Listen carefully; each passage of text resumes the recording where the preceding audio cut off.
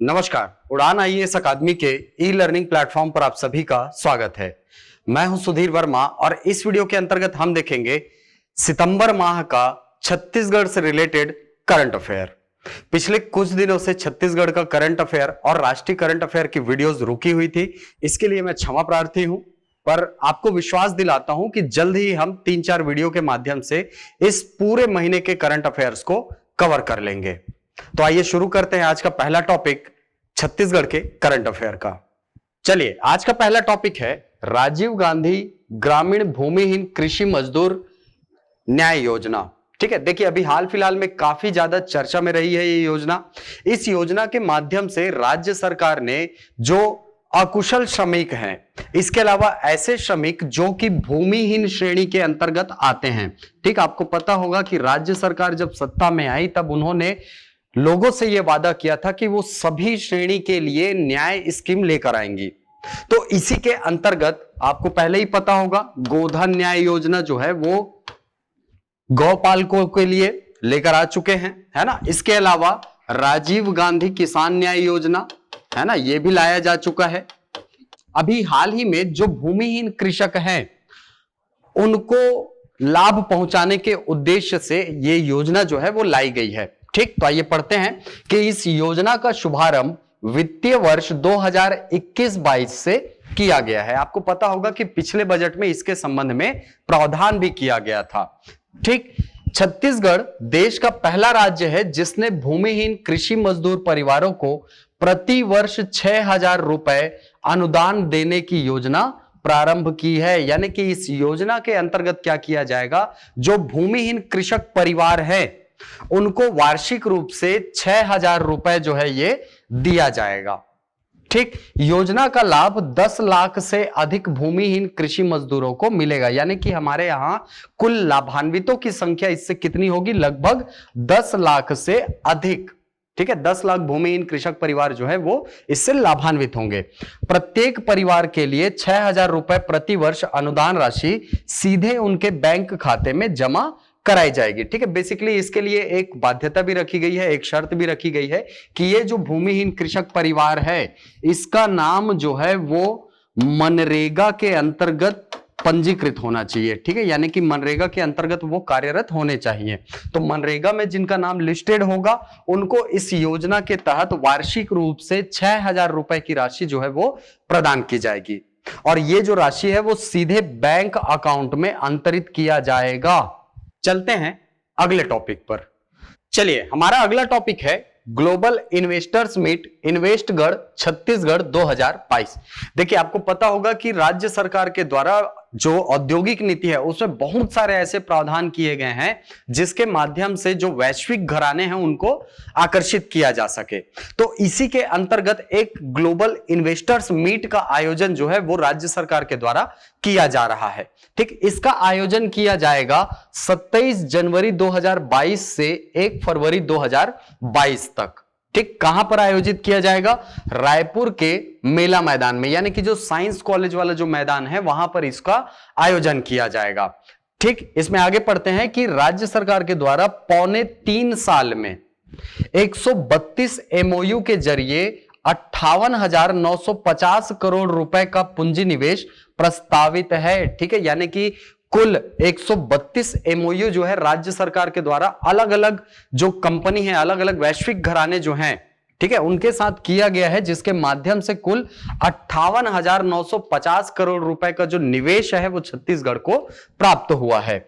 1564 नई औद्योगिक इकाइयां हुई स्थापित। ठीक है, ये जो इकाइयां हैं वो या तो स्थापना की कगार पर है या स्थापित हो चुकी हैं। तो ये भी याद रखिएगा कि 3.25 साल में, ये 3.25 साल का आंकड़ा इसलिए दिया जा रहा है क्योंकि राज्य सरकार, जो नई सरकार है हमारी भूपेश बघेल जी की, उसको गठित हुए कितना दिन हुआ है, 3.25 साल। ठीक, तो इस 3.25 साल के दौरान जो जो औद्योगिक विकास हुआ है उन सारी प्रगतियों को यहां पर आप देख सकते हैं। यहां पर ये जो राज्य सरकार के द्वारा एक बैनर बनवाया गया था उसमें इन सारी चीजों को लिखा गया है। ठीक, ग्लोबल इन्वेस्टर्स मीट इन्वेस्टगढ़ छत्तीसगढ़ 2022 27 जनवरी 2022 से 1 फरवरी 2022 तक रायपुर में किया जाएगा। वैश्विक निवेशकों के लिए छत्तीसगढ़ होगा एक मजबूत विकल्प।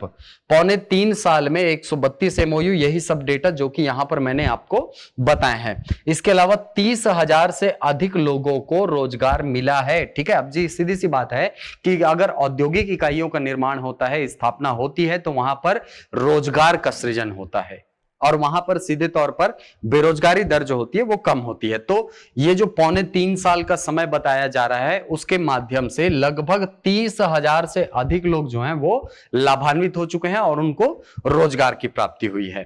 ठीक, इसके अंतर्गत हम आगे पढ़ते हैं कि आयोजन के सूत्रधार, ठीक है, यानी आयोजन के जो होस्ट हैं वो कौन है? विक्सपो इंडिया द्वारा वैश्विक कंपनियों और आर्थिक संगठनों को विभिन्न बिंदुओं पर सूचनाएं, जानकारियां तथा मार्गदर्शन उपलब्ध कराया जाएगा। ठीक है, यानी कि आप बोल सकते हैं कि छत्तीसगढ़ में जो औद्योगिक निर्माण के लिए जो परिस्थितियां हैं, जो संसाधन की उपलब्धता है, उनके बारे में बताने का उत्तरदायित्व जो है वो किसके ऊपर आरोपित किया गया है? विक्सपो इंडिया के द्वारा। ठीक, सूत्रधार विक्सपो इंडिया द्वारा छत्तीसगढ़ में निवेश से होने वाले लाभ को लेकर प्रमोशन किया जाएगा। यानी कि मार्केटिंग एजेंसी के रूप में ये जो विक्सपो इंडिया है, इसको कार्य संभाला गया है, इनको कार्य सौंपा गया है।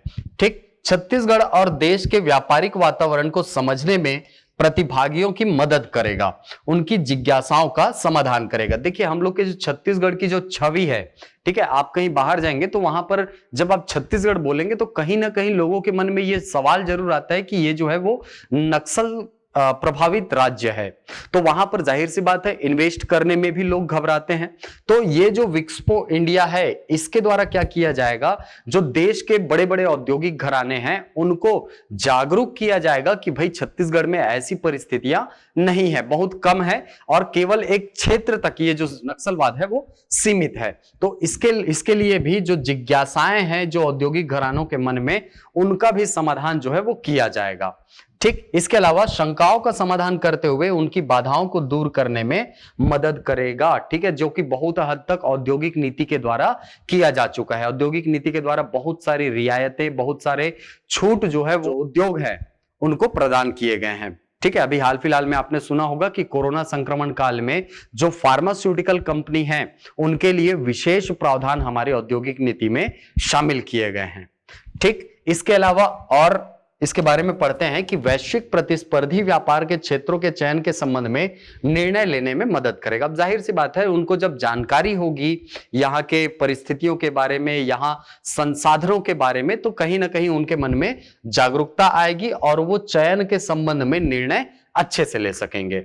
ठीक, इसके अलावा जो कंपनियां राज्य में पहले से निवेश कर चुकी है उन्हें भी निरंतरता बनाए रखने के लिए सहयोग प्रदान करेगा। ठीक है, यानी कि ऐसे उद्योग जो कि यहां पर पहले से ही स्थापित किए जा चुके हैं और यदि उन्हें अन्य सहायता की आवश्यकता है तो उन्हें भी सहयोग किया जाएगा। रोजगार के अवसरों को बढ़ाने तथा अर्थव्यवस्था में निर्यात की हिस्सेदारी में इजाफा के लिए FDI अनुपात को बढ़ाने में सहयोग करेगा। अब जाहिर सी बात है जब हमारे यहाँ फॉरेन डायरेक्ट इन्वेस्ट होगा तो यहां पर राज्य का भी हिस्सा उसमें बढ़ेगा। ठीक, विश्व बैंक की वर्ष 2021 की ease of doing business ranking में देश के 36 राज्यों और केंद्र शासित प्रदेशों में, ठीक है, यहां पर केंद्र और राज्य शासित प्रदेशों को मिलाकर कितना हुआ है? 36। ठीक है, इसमें छत्तीसगढ़ जो है वो 6वें स्थान पर है। ठीक है, ये आंकड़ा बताता है कि राज्य में जो है वो व्यापार कितनी सुगमता से किया जा सकता है। ठीक, तो इन सारी चीजों को ध्यान में रखते हुए ये जो इन्वेस्टगढ़ छत्तीसगढ़ है, ठीक है, इन्वेस्टगढ़ छत्तीसगढ़, इसको प्रमोट किया जा रहा है। ठीक, चलते हैं अगले टॉपिक पर। चलिए, हमारा अगला टॉपिक है छत्तीसगढ़ का तपोवन। ठीक, तपोवन नाम सुन के ही आपको लग रहा होगा कि ये कोई ऋषि मुनि का आश्रम है। वैसे भी हमारा छत्तीसगढ़ जो है वो ऋषि मुनियों की स्थली रही है। चाहे तुरतुरिया में आप वाल्मीकि आश्रम ले लो, या सिहावा में श्रृंगी ऋषि का आश्रम ले लो, या गिरौदपुरी में हमारे बाबा घासीदास जी का तपोवन देख लीजिए। तो इन्हीं सब बातों को ध्यान में रख करके राज्य सरकार ने गौरेला, पेंड्रा, मरवाही जिले में एक तपोवन के निर्माण की बात कही है। तो आइए पढ़ते हैं इसके बारे में। देखिए, गौरेला, पेंड्रा, मरवाही जिले के सुदूर अंचल के ग्राम राजमेरगढ़ को तपोवन के रूप में विकसित किया जाएगा? ठीक, ये डायरेक्ट प्रश्न आ सकता है कि कहां पर स्थापित किया जाएगा। तो याद रखिएगा, ग्राम राजमेरगढ़, जिला कौन सा है? गौरेला, पेंड्रा, मरवाही। राजमेरगढ़ अमरकंटक से लगा हुआ गांव है। यहां बैगा आदिवासी निवास करते हैं। श्रद्धालुओं के लिए राजमेरगढ़ में योग केंद्र और बुनियादी सुविधाएं विकसित की जाएंगी ताकि राजमेरगढ़ को पर्यटन केंद्र के रूप में पहचान मिले। ठीक है, आज की डेट में मानसिक तनाव को कम करने के लिए व्यक्ति कहीं ना कहीं ऐसा स्थान खोजता है जहां पर उसे शांति की प्राप्ति हो। तो इस स्थल को उसी रूप में विकास करने की बात जो है वो राज्य सरकार के द्वारा की जा रही है। तो इसको याद रखिएगा, कहां पर स्थापित किया जाएगा? तपोवन, ग्राम राजमेरगढ़, कौन सा जिला है? गौरेला, पेंड्रा, मरवाही। ठीक, इसमें आगे पढ़ते हैं कि यहां किए जाने वाले निर्माण कार्यों में सीमेंट का उपयोग नहीं होगा। यह कितनी बड़ी बात है। ठीक है, यानी कि पर्यावरणीय रूप से भी इसको मित्र के रूप में पर्यावरणीय मित्र तकनीकों का प्रयोग यहां पर किया जाएगा, बल्कि आदिवासियों की जीवन शैली के अनुरूप लकड़ी, बांस, मिट्टी का उपयोग किया जाएगा। ठीक है, आदिवासियों की जीवन शैली में ही प्रकृति जो है वो रची बसी होती है, तो उसी को मिला करके इस तपोवन का निर्माण किया जाएगा। ठीक, चलते हैं अगले टॉपिक पर। चलिए, हमारा अगला टॉपिक है राज्य का प्रथम भिक्षुक पुनर्वास केंद्र। ठीक, राज्य का प्रथम बोल रहा है तो ये किसी न किसी शहर में होगा। तो याद रखिएगा, रायपुर शहर में इसको निर्मित किया जा रहा है। ठीक, हमारे छत्तीसगढ़ में या हमारे किसी भी शहर में जाएंगे आप तो वहां पर भिक्षावृत्ति जो है वो एक बहुत बड़ी समस्या देखी जा रही है। तो इसी से निपटने के लिए भिक्षुक पुनर्वास केंद्र की स्थापना की जा रही है। ठीक, तो पहला पुनर्वास केंद्र खोला गया है मोवा स्थित आश्रय स्थल में।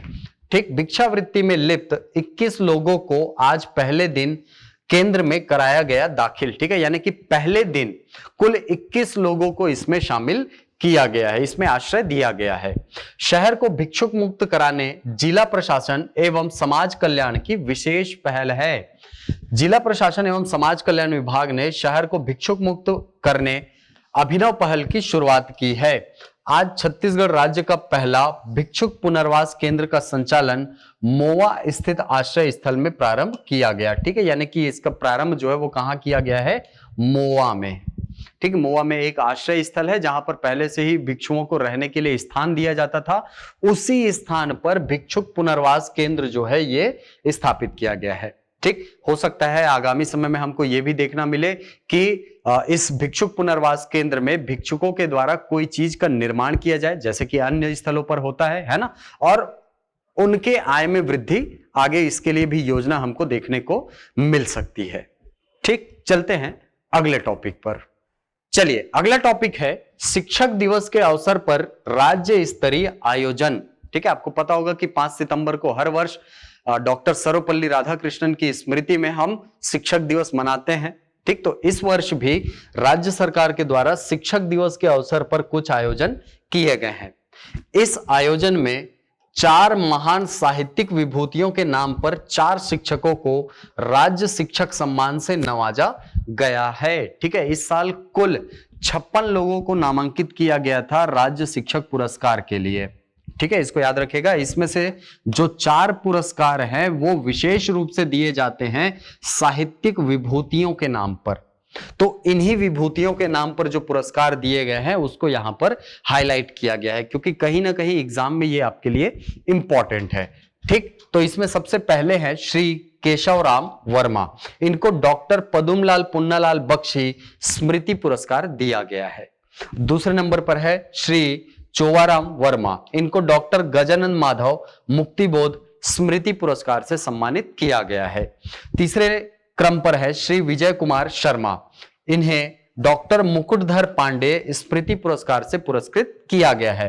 और चौथा नाम है श्री कमल किशोर ताम्रकार जी का, जिन्हें डॉक्टर बलदेव प्रसाद मिश्र स्मृति पुरस्कार से पुरस्कृत किया गया है। तो इन चारों के नाम और इन विभूतियों के नाम पर जो स्मृति पुरस्कार दिए जाते हैं, इनका नाम ये बिल्कुल मैच द फॉलोइंग के रूप में आपसे एग्जाम में पूछ सकता है। तो आप इसको अच्छे से तैयार करेंगे। ठीक, आप इसका स्क्रीनशॉट चाहे तो ले सकते हैं। चलिए, चलते हैं अगले टॉपिक पर। चलिए, अगला टॉपिक है मोर जिम्मेदारी अभियान।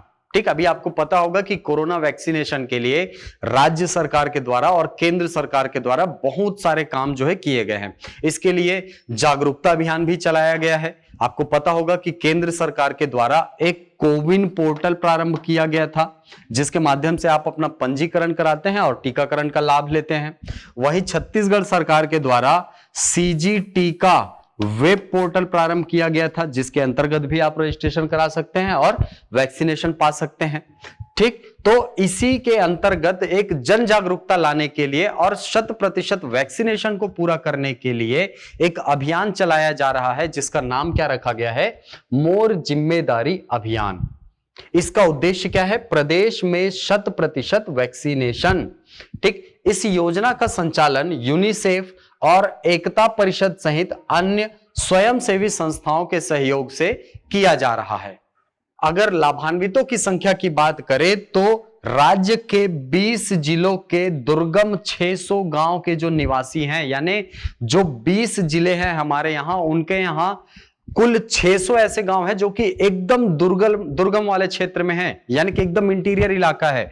वहां पर के जो निवासी है उनको इस योजना के माध्यम से वैक्सीनेशन की सुविधा जो है वो उपलब्ध कराई जाएगी। तो इसको याद रखिएगा कि प्रदेश में 100% वैक्सीनेशन के लिए चलाए जा रहे अभियान का नाम क्या है? मोर जिम्मेदारी अभियान। और अगर पूछा जाए कि वैक्सीनेशन के लिए 100% वैक्सीनेशन के लिए छत्तीसगढ़ सरकार के द्वारा प्रारंभ किया गया वेब पोर्टल कौन सा है? तो सीजी टीका। इसको भी याद रखिएगा। ठीक, चलते हैं अगले टॉपिक पर। चलिए, अगला टॉपिक है सक्षम बिटिया अभियान। ये जो अभियान है वो राजनांदगांव जिला प्रशासन के द्वारा संचालित किया जा रहा है। आइए पढ़ते हैं इसमें कि इस योजना का संचालन राजनांदगांव जिला प्रशासन द्वारा किया जा रहा है। उद्देश्य क्या है? बालिकाओं में समझ विकसित करना तथा उन्हें सक्षम एवं मजबूत बनाना। ठीक है, बालिकाओं को यह एहसास कराना कि भाई आप सक्षम हैं किसी भी कार्य को करने में, उन्हें मजबूत बनाना, यह इसका लक्ष्य है। ठीक, यह नीति आयोग का फ्लैगशिप कार्यक्रम है जो पिरामल फाउंडेशन के सहयोग से संचालित किया जा रहा है। ठीक है, इसमें एक स्वयंसेवी संस्था है पिरामल फाउंडेशन जो कि इसमें साथ दे रहा है। ठीक, यह कार्यक्रम बालिकाओं को सामाजिक, मनोवैज्ञानिक और नैतिक रूप से सीखने की प्रक्रिया में उन्हें सक्षम बनाएगा। सभी संबंधित विभाग जैसे शिक्षा, स्वास्थ्य, पोषण, आईसीडीएस, ठीक है, आईसीडीएस का फुल फॉर्म होता है इंटीग्रेटेड चाइल्ड डेवलपमेंट स्कीम, महिला एवं बाल विकास, ग्रामीण विकास एवं पंचायती राज समाज कल्याण विभाग की सहायता से इसे संचालित किया जा रहा है। ठीक है, तो याद रखिएगा कि जिला प्रशासन तो इसमें इन्वॉल्व है ही, साथ ही बहुत सारे विभाग इसमें अपना योगदान दे रहे हैं। और इसमें जो स्वयंसेवी संस्था कार्यरत है उसका नाम क्या है? पिरामल फाउंडेशन। ठीक, चलते हैं अगले टॉपिक पर। चलिए, अगला टॉपिक है एकीकृत किसान पोर्टल लॉन्च। देखिए, एकीकृत करने का मतलब क्या होता है? कि बहुत सारी चीजों को एक जगह पर ला करके उपलब्ध कराना। ठीक, अभी आपको पता होगा कि किसानों के हित के लिए, किसानों को लाभ पहुंचाने के लिए बहुत सारी योजनाएं जो है वो संचालित की जा रही हैं। जैसे धान खरीदी करना हुआ तो उनको अलग वेब पोर्टल में जाना पड़ता है। यदि उन्हें राजीव गांधी किसान न्याय योजना का लाभ लेना हुआ तो अलग पोर्टल में जाना पड़ता है। गोधन न्याय योजना का लाभ लेना हुआ तो अलग पोर्टल में जाना पड़ता है। इस प्रकार अलग अलग योजनाओं का अपना एक वेब पोर्टल होता है। ठीक है, इसके अंतर्गत अलग अलग उस किसान को क्या करना पड़ता है? बेचारे को रजिस्ट्रेशन कराना पड़ता है। तो इस असुविधा से बचाने के लिए राज्य सरकार के द्वारा एक एकीकृत किसान पोर्टल जो है ये लॉन्च किया गया है। कब किया गया? 8 सितंबर 2021 को।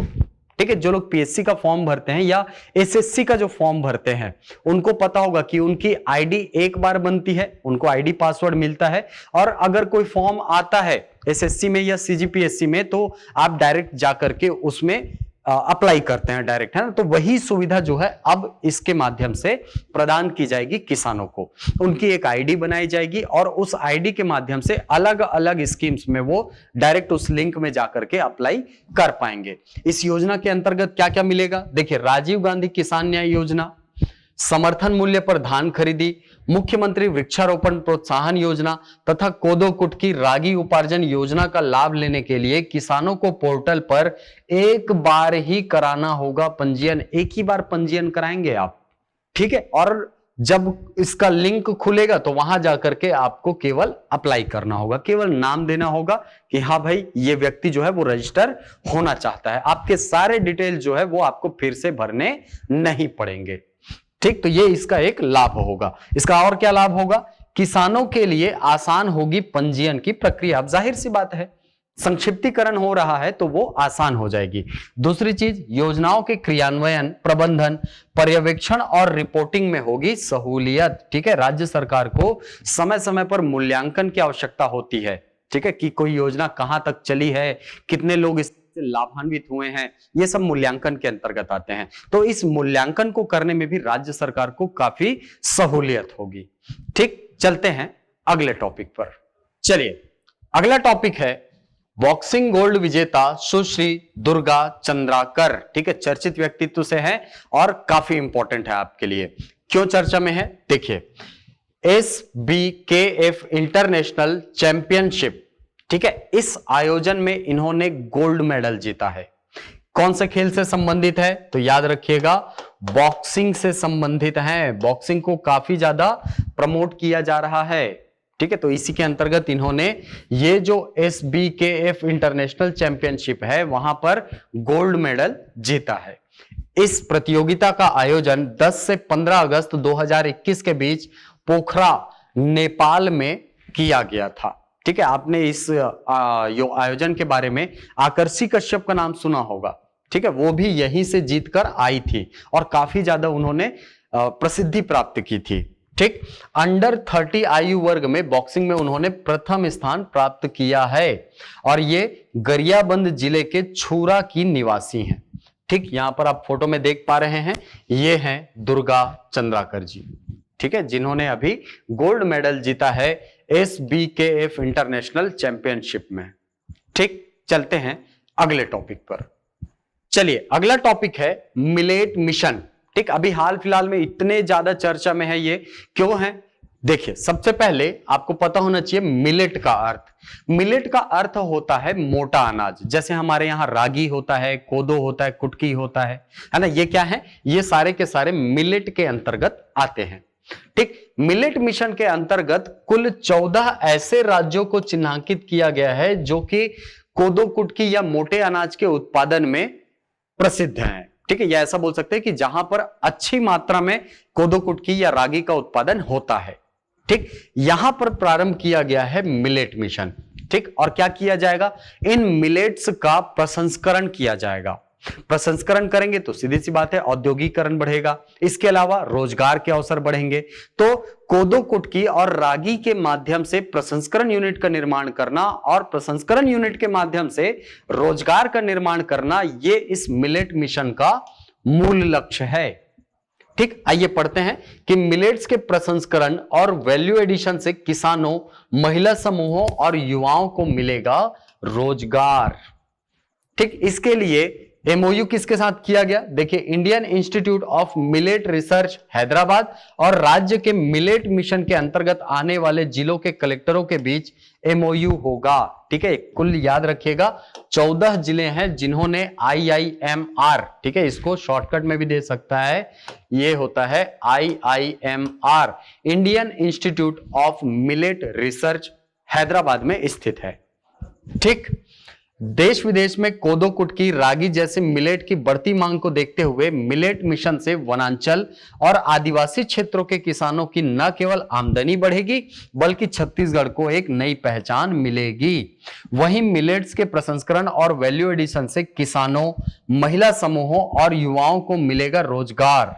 ठीक है, यानी कि जो मिलेट्स हैं इनके वैल्यू एडिशन से और इनके प्रोसेसिंग से कहीं ना कहीं रोजगार के अवसर बढ़ेंगे, यही बोलना चाहता है। ठीक, अगली वीडियो में हम देखेंगे कि ये 14 जिले कौन से हैं और इसके अलावा मिलेट मिशन को और गहराई से जानने का प्रयास करेंगे। चलिए, तो अब आते हैं हमारे अगले सेक्शन में, जो है प्रश्नोत्तर का सेक्शन। आपके लिए पहला प्रश्न है, SBKF international championship boxing gold विजेता कौन है? हाल ही में अभी देखा है हमने, है ना। ऑप्शन है सुश्री दुर्गा चंद्राकर, सुश्री ममता कोर्राम, सुश्री लीना मरकाम या सुश्री किरण चंद्राकर। तो इसका आंसर आप हमको कमेंट बॉक्स में बताएंगे। चलिए आपके लिए अगला प्रश्न है, सक्षम बिटिया अभियान का संचालन किया जा रहा है, कौन से जिला प्रशासन के द्वारा ये चलाया जा रहा है? तो दुर्ग जिला प्रशासन के द्वारा, महासमुंद जिला प्रशासन द्वारा, राजनांदगांव जिला प्रशासन द्वारा या जशपुर जिला प्रशासन द्वारा? तो इसका आंसर भी आप हमको कमेंट बॉक्स में बताएंगे। चलिए अगला प्रश्न है, मिलेट्स मिशन के लिए किस संस्थान के साथ एमओयू किया गया है? चलिए भाई इसका आंसर भी आप हमको कमेंट बॉक्स में बताएंगे। ठीक है, आप चाहें तो इसको ऐसे एब्रिविएशन में लिख सकते हैं। ठीक है, चलिए अब आपको आंसर ही बता दिया मैंने।